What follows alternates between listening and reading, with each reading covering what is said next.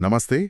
आज हम एक ऐसे अंग की बात करने जा रहे हैं जो शायद हमारे शरीर का सबसे पेचीदा और ताकतवर हिस्सा है, हमारा मस्तिष्क। जरा सोचिए, ये कोई स्थिर चीज नहीं है।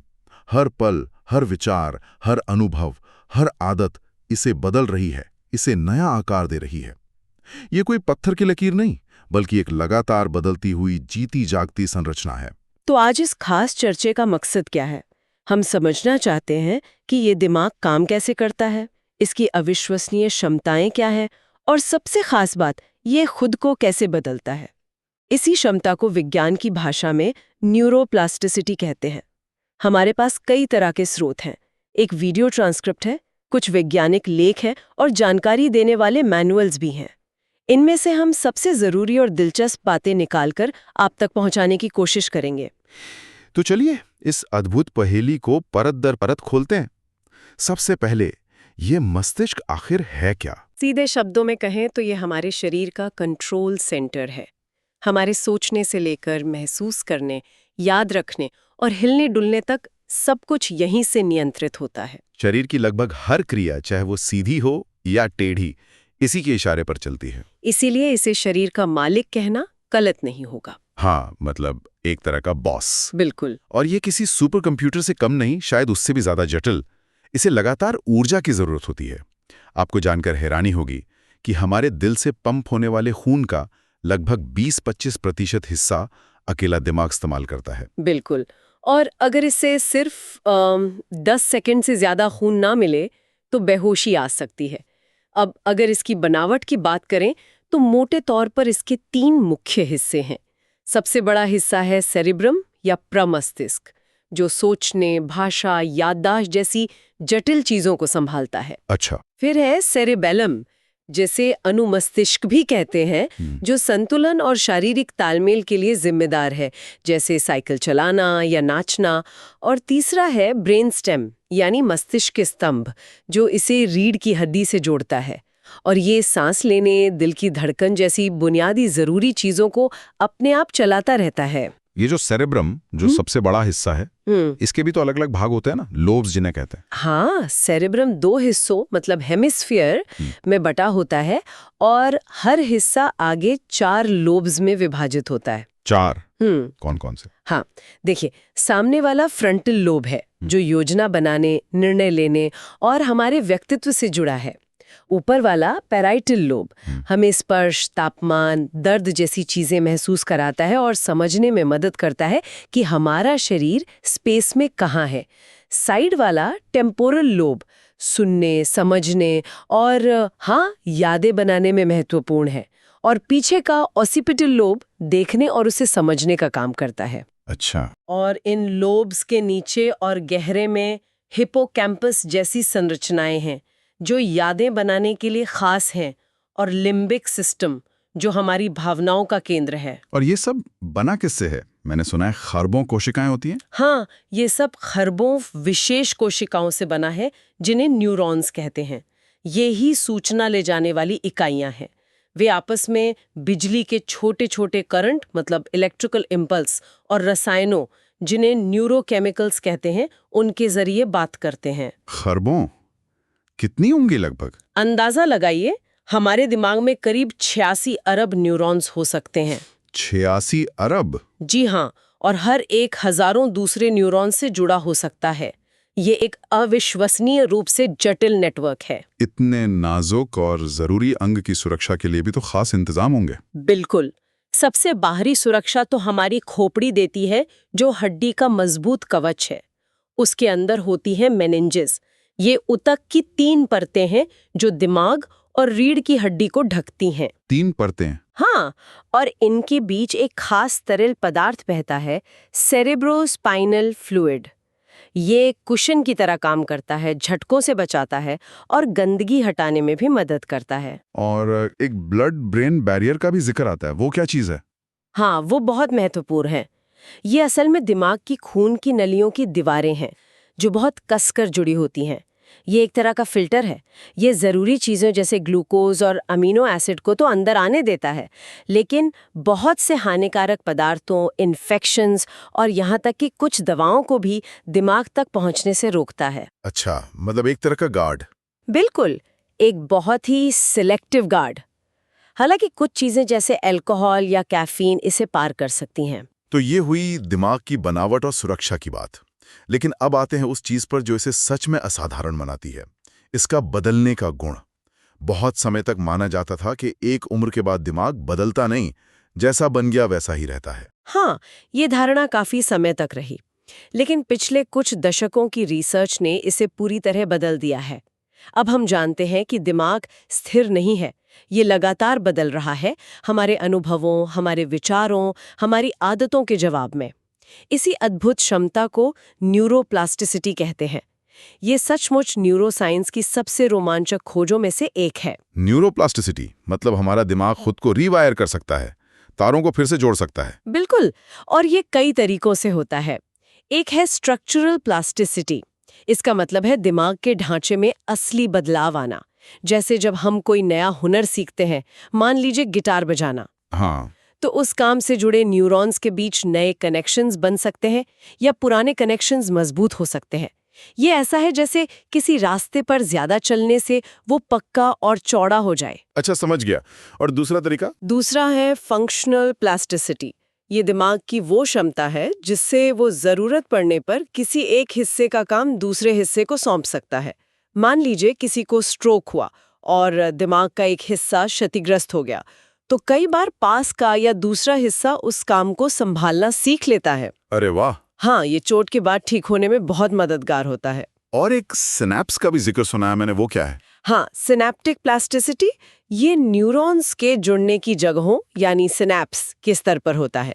जब हम कोई जानकारी या हुनर बार बार इस्तेमाल करते हैं तो उससे जुड़े सिनेप्स मजबूत और ज्यादा कुशल हो जाते हैं, और जिन कनेक्शन का इस्तेमाल नहीं होता वो कमजोर पड़ जाते हैं।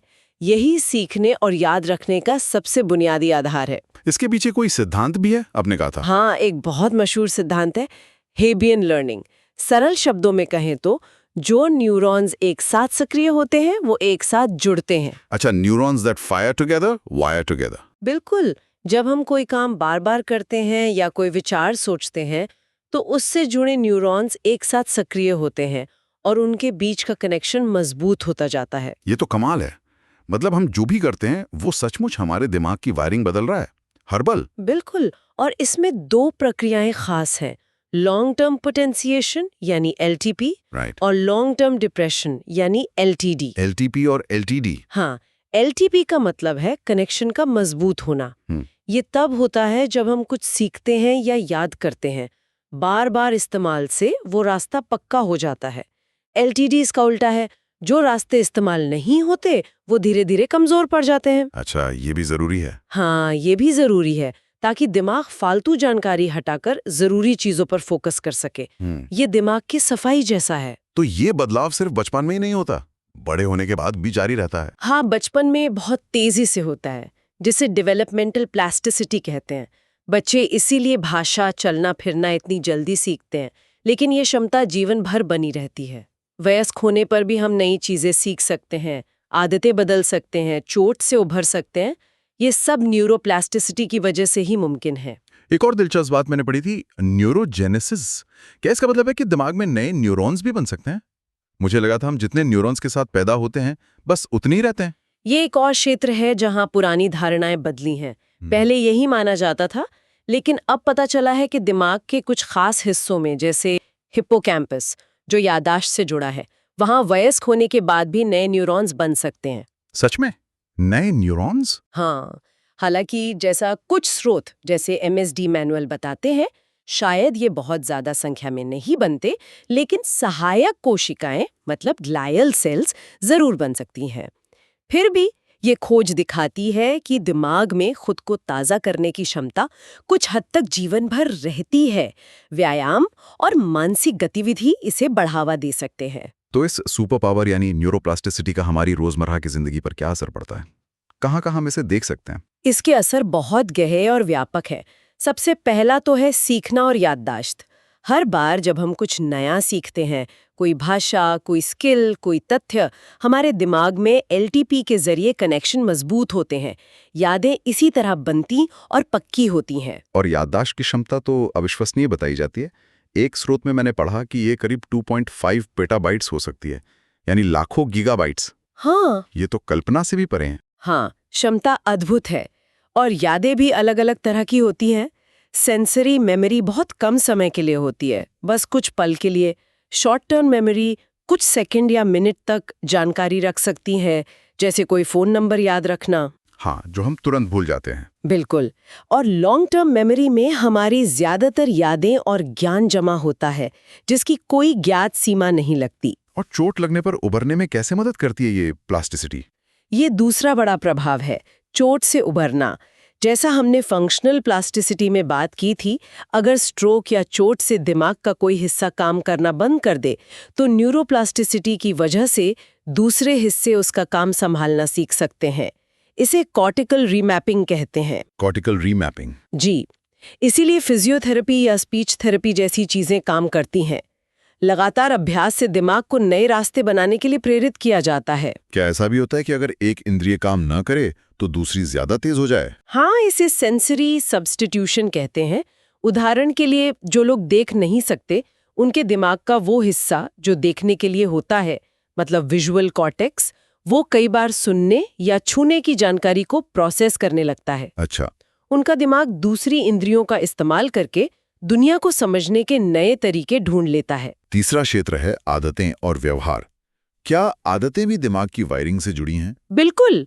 अच्छी या बुरी आदतें दिमाग में मजबूत रास्ते बनने से ही बनती हैं। ये हेबियन लर्निंग और यूज डिपेंडेंट प्लास्टिसिटी का सीधा नतीजा है। जिस रास्ते पर आप बार बार चलते हैं, वो पक्का हो जाता है। तभी आदतें बदलना इतना मुश्किल लगता है। हाँ, क्योंकि दिमाग पुराने रास्ते पर आसानी से चल पड़ता है। लेकिन प्लास्टिसिटी का मतलब है कि नए रास्ते बनाना भी संभव है, बस मेहनत और लगातार कोशिश लगती है। और क्या लत, मतलब एडिक्शन, का भी इससे कोई लेना देना है? बिल्कुल, हाँ। लत भी दिमाग के इनाम वाले सिस्टम, जिसे रिवॉर्ड सिस्टम कहते हैं, उसमें न्यूरोप्लास्टिसिटी के कारण होने वाले बदलावों से जुड़ी है। बार बार किसी चीज से मिलने वाला डोपामाइन का तेज उछाल उन रास्तों को इतना मजबूत कर देता है कि उसके बिना रहना मुश्किल हो जाता है। लेकिन क्या इससे निकलना भी संभव है? हाँ, अच्छी बात यह है कि जिस प्लास्टिसिटी से लत बनती है, उसी से रिकवरी भी संभव है। थेरेपी और नई स्वस्थ आदतों से दिमाग धीरे धीरे उन हानिकारक रास्तों को कमजोर कर सकता है और नए बेहतर रास्ते बना सकता है। चौथा असर शायद भावनाओं और मानसिक स्वास्थ्य पर पड़ता होगा। निश्चित रूप से। हमारे भावनात्मक अनुभव भी दिमाग के सर्किट को बदलते हैं। अगर कोई लगातार तनाव या चिंता में रहता है, तो डर और चिंता से जुड़े रास्ते ज्यादा सक्रिय और मजबूत हो सकते हैं। ओह। लेकिन इसका उल्टा भी संभव है। कॉग्निटिव बिहेवियरल थेरेपी यानी सीबीटी या माइंडफुलनेस जैसी तकनीकें इन रास्तों को दोबारा स्वस्थ तरीके से ढालने में मदद कर सकती हैं। ये सिर्फ महसूस करने का तरीका बदलना नहीं है, ये सचमुच दिमाग के सोचने और महसूस करने के पैटर्न को बदलना है। तो इसका मतलब है कि हमारी रोजमर्रा की जिंदगी, हमारी आदतें सीधे तौर पर हमारे दिमाग को आकार दे रही हैं। एकदम सही। और ये पांचवा महत्वपूर्ण पहलू है जीवन शैली का प्रभाव। हमारी आदतें सीधे न्यूरोप्लास्टिसिटी को प्रभावित करती हैं। जैसे नींद यादों को पक्का करने और गैर जरूरी कनेक्शन हटाने के लिए बहुत जरूरी है। अच्छी नींद के बिना सीखना और बदलना मुश्किल हो जाता है। माइंडफुलनेस या ध्यान का नियमित अभ्यास ध्यान और भावनाओं को नियंत्रित करने वाले दिमागी हिस्सों को मजबूत करता है। व्यायाम, खासकर एरोबिक व्यायाम, दिमाग में खून का प्रवाह बढ़ाता है और BDNF नाम का एक केमिकल रिलीज करता है, जो न्यूरॉन्स की ग्रोथ और कनेक्शन के लिए अच्छा है। अच्छा, BDNF? हाँ। फिर आहार भी महत्वपूर्ण है। ओमेगा 3 फैटी एसिड्स जैसे पोषक तत्व दिमाग के बनावट के लिए जरूरी हैं। फल, सब्जियां एंटीऑक्सीडेंट्स देती हैं। और हाँ, मानसिक चुनौतियां, कुछ नया सीखना, पहेलियां सुलझाना, कोई वाद्य यंत्र बजाना, ये सब दिमाग को कसरत कराते हैं और उसे तेज रखते हैं। मतलब दिमाग को इस्तेमाल करते रहना चाहिए, उसे चुनौती देते रहना चाहिए। और ये सब सिर्फ जवानी में ही नहीं, बल्कि बुढ़ापे में भी काम करता है। हाँ, ये बहुत जरूरी बात है। बुढ़ापे में प्लास्टिसिटी थोड़ी धीमी हो सकती है, लेकिन ये कभी बंद नहीं होती। लगातार सीखते रहना, सक्रिय रहना, लोगों से मिलते जुलते रहना, ये सब बड़े लोगों को भी नए कनेक्शंस बनाने और दिमागी सेहत बनाए रखने में मदद करता है। आजकल टेक्नोलॉजी भी तो इसमें भूमिका निभा रही है। हाँ। जैसे वो नकली हाथ पैर प्रोस्थेटिक्स जिन्हें कहते हैं, जिन्हें दिमाग चलाना सीख लेता है, या ब्रेन कंप्यूटर इंटरफेस जो विचारों को कंप्यूटर कमांड में बदल देते हैं। हाँ, ये तो है। यहाँ तक कि हमारी भाषा और संस्कृति भी हमारे सोचने के पैटर्न और दिमाग की वायरिंग को प्रभावित करती हैं। तो इस सारी बातचीत का निचोड़ क्या है? सबसे बड़ी बात क्या है जो हमें याद रखनी चाहिए? मेरे ख्याल से सबसे बड़ी बात यह है कि हमारा दिमाग कोई तयशुदा पत्थर की लकीर जैसी चीज नहीं है। ये एक जिंदा, गतिशील और अविश्वसनीय रूप से अनुकूलनीय अंग है। ये जीवन भर हमारे अनुभवों, विचारों और कामों के जवाब में बदलता रहता है। ये जानना बहुत सशक्त बनाता है ना? इसका मतलब है कि हम सिर्फ अपनी किस्मत या उम्र के भरोसे नहीं है। हमारे पास सचमुच अपने दिमाग को बेहतर बनाने की, उसे सकारात्मक रूप से प्रभावित करने की ताकत है, अपने चुनाव से, अपनी आदतों से, अपनी जीवन शैली से। बिल्कुल। सीखना, ठीक होना, बदलना, बुरी आदतें छोड़कर अच्छी अपनाना, ये सब न्यूरोप्लास्टिसिटी की वजह से संभव है। हम सक्रिय रूप से अपने दिमाग को बेहतर बनाने में भागीदार बन सकते हैं। और अंत में हमेशा की तरह हम श्रोताओं के लिए एक सवाल छोड़ जाते हैं। हाँ, एक विचार सोचने के लिए। जब हम जानते हैं कि हमारा दिमाग इतना लचीला है, इसे अनुभवों से, आदतों से, थेरेपी से, यहाँ तक कि टेक्नोलॉजी से भी बदला जा सकता है, तो जानबूझकर अपने मन को आकार देने या उसे मशीनों के साथ जोड़ने की नैतिक जिम्मेदारियां क्या हैं?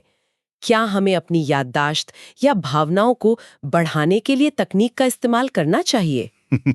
ये सोचने वाली बात है। भविष्य में इसकी क्या सीमाएं होनी चाहिए और इन शक्तिशाली क्षमताओं का जिम्मेदारी से इस्तेमाल कैसे किया जाए, इस पर विचार कीजिएगा।